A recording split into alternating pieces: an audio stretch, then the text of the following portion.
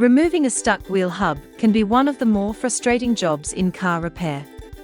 Over time, rust, corrosion or debris can cause the hub to seize tightly into the steering knuckle. Here's a step-by-step guide to help you remove it safely. First, park the car on a flat, level surface to prevent it from rolling. Raise the car slowly and steadily until it's high enough for your work.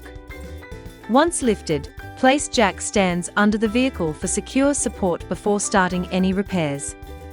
Once the vehicle is safely supported, the next step is to remove the wheel and brake components to access the hub.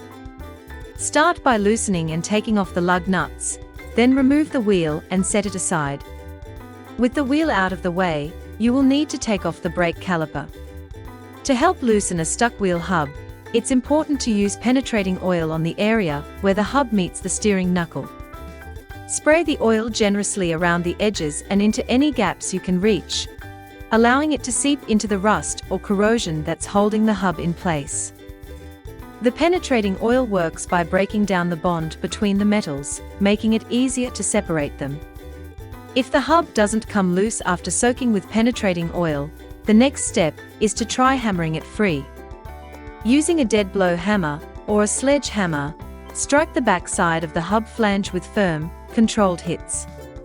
It's important to alternate your strikes from different angles, top, bottom and sides, so the force is distributed evenly and the hub works its way out without bending or damaging surrounding parts. A wheel hub puller or slide hammer is the preferred method for removing a stuck hub because it applies steady, controlled force without risking damage to surrounding components. The tool attaches directly to the wheel studs and, when tightened or struck, pulls the hub straight out of the knuckle. This method is much safer and more efficient than excessive hammering, which can bend parts or damage the axle. By using a puller, you can break the rust bond and remove the hub cleanly, saving both time and effort while protecting the vehicle from unnecessary wear.